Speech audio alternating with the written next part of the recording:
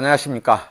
풍수지리학의 신비라는 제목을 가지고 강의할 독고거사 최용준입니다. 오늘은 제59강으로 들어가지고 과현론의 세 번째 강의를 해드리고 있는데요. 오늘은 순양가엽하고 천전가엽하고 연화가엽하고 섬여가엽하고 이 네 가지를 여러분께 강의를 드리겠습니다. 과엽이라는 것은 굉장히 중요해요. 맥기를 찾아서 현무와 맥기봉 사이에 과엽이 있는데요. 과엽을 찾는 이유는 양이오행으로 과엽을 본다라고 말씀드렸죠.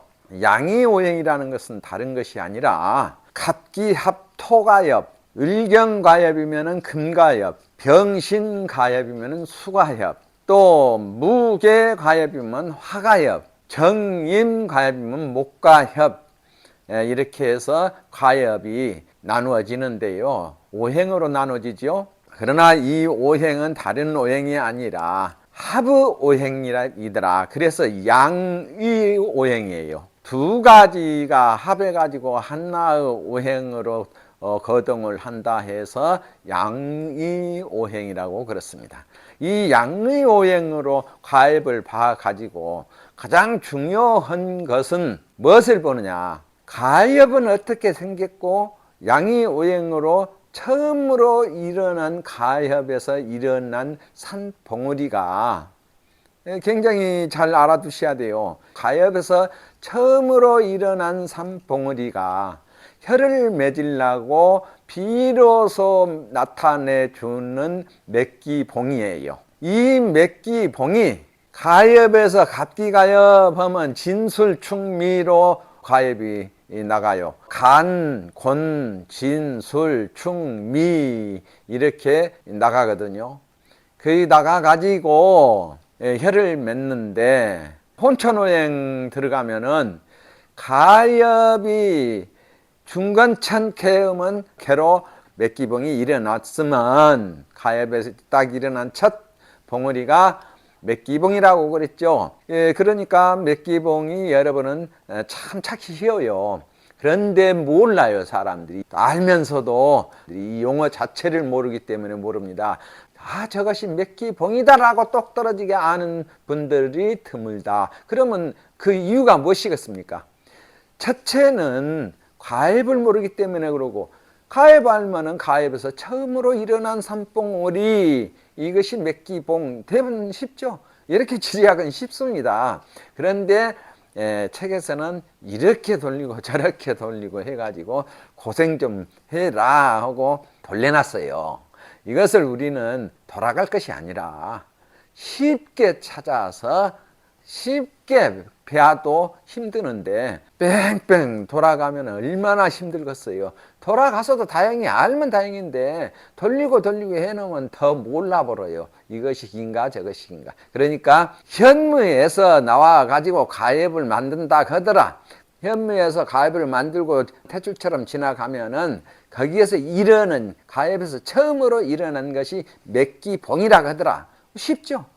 그래서 여러분들은 고생하시지 말고 맥기봉을 보는 이유가, 맥기봉은 이제 무엇으로 보느냐? 12운성으로 봐요. 맥기봉을 포태, 양생, 욕대, 관왕, 세병, 사창 이렇게 12운성으로 보는데, 이 맥기봉에서 나오는 가지가 있어요. 어디로 나오느냐? 중간천케다 하면은, 그러니까 가엽을 모르면 64개를 못 뽑아요. 또 주인봉을 모르면 또 64개를 못 뽑습니다. 가엽을 알고 맥기봉을 알면은, 맥기봉이 주인봉입니다. 맥기봉을 알면은 64개를 풀어버리면은 어느 방위로 맥기가 내려가가. 맥기라는 것이 어렵게 생각지 마세요. 맥기는 산을 잡고 가는 줄기예요. 이렇게 쉽습니다. 그렇게 어렵게 생각하시면 맥기 무엇인가 어렵게 생각하지 마세요. 맥기봉에서 나와 가지고 작은, 그 중에서 큰 것은 맥기 아니에요.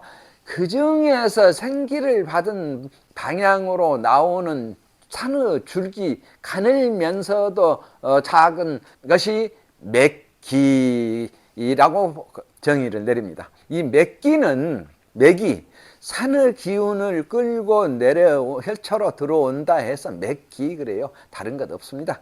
이 맥기봉에서는 혼천오행을 풀면은 어느 방위로 가지가 나갔는가를 한번 우리가 찾아보려면은 혼천오행에서 중건천캐 그러면 자인진 오신술 이렇게 나가죠. 초요가 동했으면은 초요해서 맥기가 나왔으면 그 말이에요. 사방위로 맥기가 내려와요.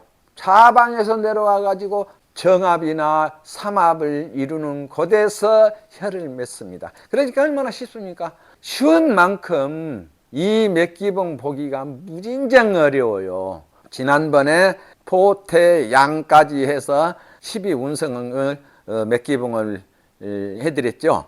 그 시원찮은 것 같지만 굉장히 고단합니다. 이것은 가heb은 찾기 쉬워요. 맥기봉은 주인봉이면서 맥기가 최초로 거기에서 혈초로 고개를 중출하거나 우출하거나 자출해 가지고 맥기가 나옵니다. 배를 뽑아보면은 무슨 방위로 이 맥이 나갔구나 하면 그 방에 보면 산줄기 나갔으니까 그것이 맥입니다. 맥이 멈추는 곳에서 혈을 맺어요. 쉽죠? 지난번에 세 번째 강의 맥기봉을 찾는 방법. 맥기봉은 무진장 어렵습니다. 단순한 것 같지만 단순하지 않고 속에서 숨어있는 곳에서 맥이 나오기 때문에 아주 그 속에치를 찾으려니까 맥기봉 찾기가 제일 어렵습니다. 이 과엽은 사실상은 쉽습니다. 여기서 이렇게 그려놨으니까 큰 것 같지만은 이렇게 들어간 곳에서 형태를 나타내 주려고 이렇게 혈처처럼 혈도 조그마한 점 하나 찍은 것만 또 보던지 이렇게 크게 그려놨죠. 이처럼 가엽에 든 것은 적다. 그리고 미미하다. 이렇게 여러분들이 들으셔야 돼요. 이렇게 산이 있는 것 같으니까 산이다 해버리면 큰 오산이에요. 여기서 여기는 가엽인데 그 속에 보일 듯 안 보일 듯 이런 것들이 형태가 있다. 그 말이에요. 이해 잘 하세요. 이 가엽론에는 이것만 이해하셔버리면 쉽습니다. 여기서 여기가 가엽인데 이 가엽에서 일어난 가엽의 가운데 있는 것은 그 가엽의 형태를 나타내서 알려드리려고 이렇게 크게 그려놨다라는 것을 이해하시면 되겠습니다. 가엽에는 이게 잘 안 보여요. 멀리서 와서는 더더욱 안 보여버립니다. 가엽의 여기서 여기까지는 하나의 나지막한 곳인데 산상에도 가엽이 있고 중턱에도 있고 땅 아래도 있고 물속에도 가엽이 있다 하더라. 이것만 아시면 되고 산상에 있는 가엽을 천상가엽이라고 하더라. 물속에 있는 가엽을 성량가엽이라고 하더라. 또한 도강가엽이라고 하더라.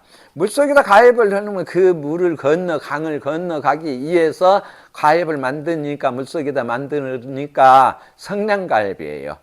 그래서 도강을 하기 위해서 강을 용과 맥을 짊어지고 강을 건너기 위해서 가엽이 만들어진 곳이 성량가엽이자 도강가엽이라고 하더라. 도강가엽은 천고와 천각이 양쪽에 있어야 맥이나 용이 도강을 한다고 하더라. 이것만 아시면 됩니다.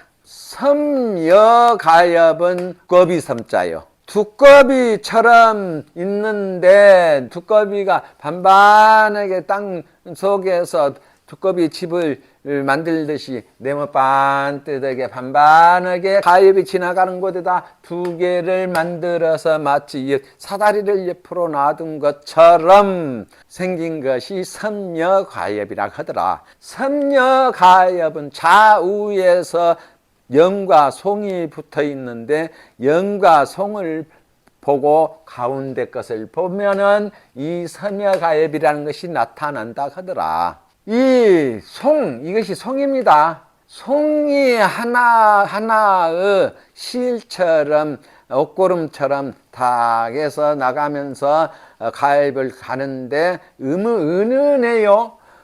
가는데 이렇게 품어주는 송이 이 한쪽만 있어요. 한쪽은 없죠. 한쪽은 송이 두툼해갖고 밀어내요. 옷구름처럼, 옛날 옷구름이에요. 지금 옷구름도 없습니다. 옛날 입었던 옷구름처럼 딱 해서 우측에서 하나가 감싸주고, 하나는 바늘로 해서, 이거는 산이 나타납니다. 이거는 산이 나타나요. 하나의 산봉우리가 둥글고 예쁘게 바늘처럼 나타나서 좌측에서 감싸주는데, 영은 양쪽에서 이렇게 받아들여주고 있는 것이 영이요 송입니다. 그래서 송이고 영이고, 가엽을 가는데 송이 잘 가라 하고 보내주고, 가엽이 어서 오너라 받아들여주는 것이 영이고요. 이래서 그 영과 송 사이에서 고귀한 사가 있어서, 사라 하는 것은 하나의 산덩어리요. 조그마한 것은 크든 있어가지고 이 가엽처가 바람이 안 타게 보호를 해주는 것이 고귀한 가엽이라 하더라. 그래서 이것이 섬여가엽인데, 섬여가엽은 음양으로는 양용이요, 사상으로는 혈은 내려가 가지고 와국을 열고 맺고, 그래서 24룡 속에서는, 24룡 속에서 나오는 이 가엽은 섬여가엽이라 하더라. 두꺼비가 자리를 깔고 앉아있는, 두꺼비가 아니에요. 두꺼비가 앉아있는 자리, 즉 자리를 깔아놓고 있는 듯 양쪽에 앞뒤로 크고 적은 네모진 반반한 것이 가엽 속에 들어있다 하더라. 그러면은 우측에는 한나의 옷고름처럼 싸주고, 좌측에는 어떻습니까? 둥글고 바늘처럼 아름다운 사가 있어서 가엽을 보호해 주니까 최고의 상위격의 가엽이라 하더라. 그러면은 섬여가엽은 용이 높게 오다가 가엽처에 이르러서는 용이 커집니다. 생긴 모습은 들어오는 맥기에 두 개의 토성체로 된, 이게 토성체, 누워있는 토성체예요. 산이, 여기는 이렇게 생겼으니까 여기는 그 속에 든 것을 나타내 주려고 하지, 이것이 높이 있다고 하는 것 아니다. 아까 말씀드렸죠. 가엽은 전부 다 그렇습니다. 가엽마다. 우측에는 송을 대신해 가지고 지각을 내밀고 있고, 좌측에서는 둥글게 엎드려 있어서 아름답게 가엽을 보호해 주는데, 그 밑으로 가서 와국을 열고 혀를 맺는 것이 섬여가엽이라 하더라. 이렇게 이해하시면 되겠습니다. 그리고 이 섬여가엽에서는 무엇이 나오느냐? 고귀한 수제가 나와요. 머리 아주 인재가 나옵니다. 고귀한 인재가 나와서 고관대작에 올라간다 하더라. 이렇게 이해하시면 되겠습니다. 그리고 혈은 무슨 혈로 맺느냐? 반월혈이네. 여기가 반월이 있죠. 반월혈이나 옥토망월 등의 혈로 맺는다 하더라. 어떤 산에서 내려오느냐? 발개의 산에서는 화성체의 산에서 내려오다가 가엽을 이룹니다. 화성체의 뾰족뾰족한 화성체라도 아름답죠. 오기성이라고 그래요. 이것 보고 오기성에서 내려와 가지고 가엽을 만든 것이 섬여가엽. 그러면 연화가엽, 연화가엽이라 하는 것은 연꽃이 핀 것처럼 생긴 가엽을 갖다가 연화가엽이라고 그렇습니다. 연꽃 연자 꽃하자. 연화가엽에서는 24용으로는 유령에서 연화가엽이 나옵니다. 용은 양용이요, 사상으로는 이것도 와국을 만들고 혀를 맺는데, 마체의 산이, 이 산, 금성체의 산 아래 마체가 숨어서 있는 곳에서 나가가지고 가엽이 있는데, 이거는 큰 덩어리 산이 아니다라고 말씀드렸죠. 가엽체를 나타내 주려고 크게 그린 것 뿐이에요. 이게 설명만 해보면 이게 안 나타나죠. 그래서 이거를 나타내 주려고 크게 그려 놓은 것입니다. 이렇게 생긴 가엽인데 이 가엽 속에서 구름처럼 꽃처럼 수성체로 둥글둥글 잘 봐야 보입니다.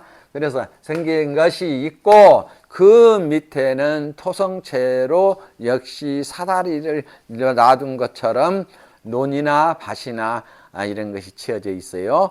주로 밭으로 많이 됩니다. 이 연화가엽에서는 8개로는 편건캐에서 나오는데 24용으로는 유룡에서 연화가엽이 나온다 하더라. 그러면 모습은 몇 기가 곱게 들어오다가 중간에서 4개의 절을 이루고, 이게 가엽에서는 살짝만 쏟아도 그것을 일절이라고 그렇습니다.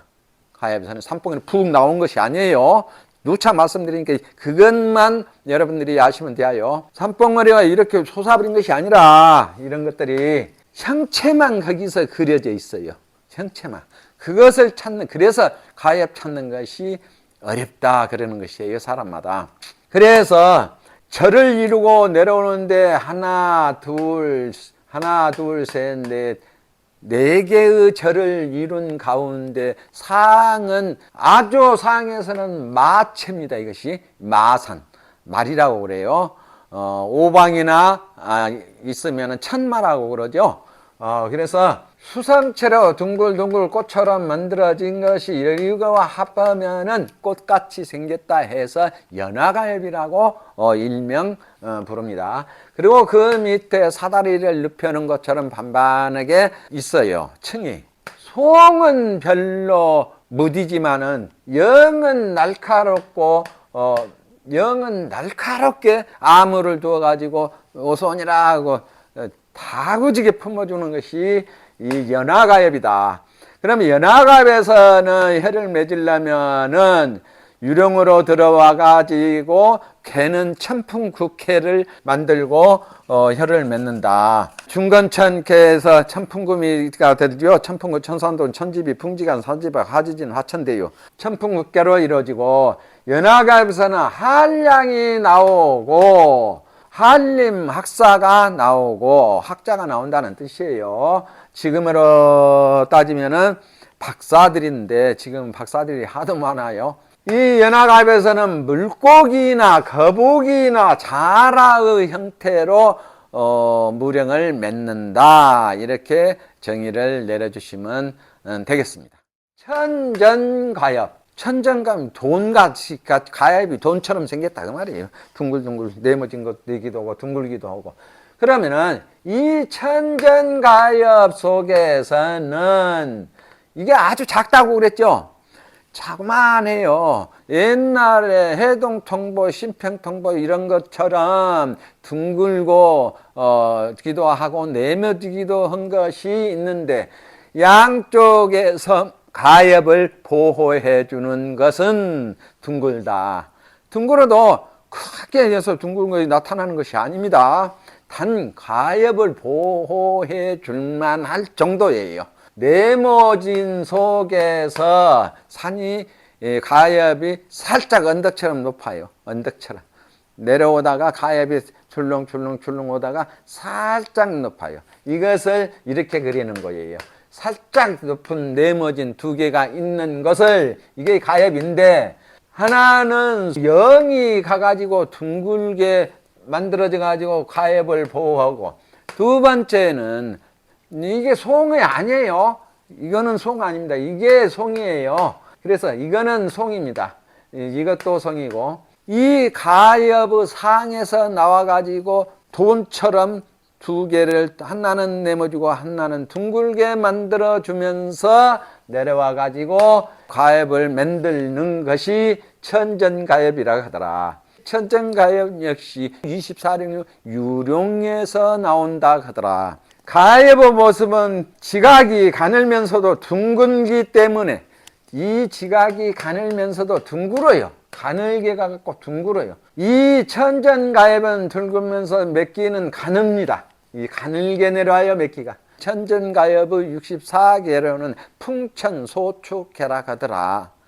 이렇게 정의를 내리면 되겠습니다. 가늘어도 맺기가 느리게 온다 하더라. 주로 가늘면 맺기가 급하게 내려가거든요. 그런데 천전가엽만큼은 반반하기 때문에 가늘어도 느리게 맺기가 온다 하더라. 맺기가 느리면 어쩌습니까? 저 밑에 끝에 가서 맺죠.